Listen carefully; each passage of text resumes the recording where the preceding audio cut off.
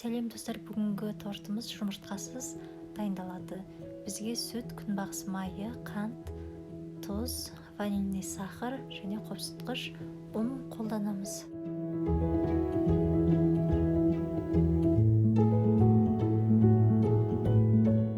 Мен осындай дүкеннің дайын кремін қолданбақпын. Алғаш рет қолданып көргелі тұрмын.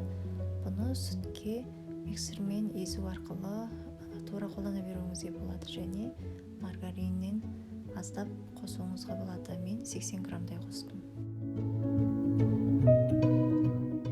Осындай қою крем болып шықты. Дәмі, яғни клубниканың дәмі бар.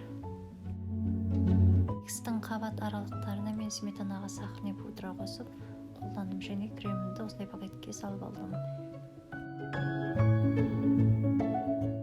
Қаймақтан жасалған кремімді осылай жинап жағып шығамын. Енді пакетке салған кремімді әшекей үшін қолдандым.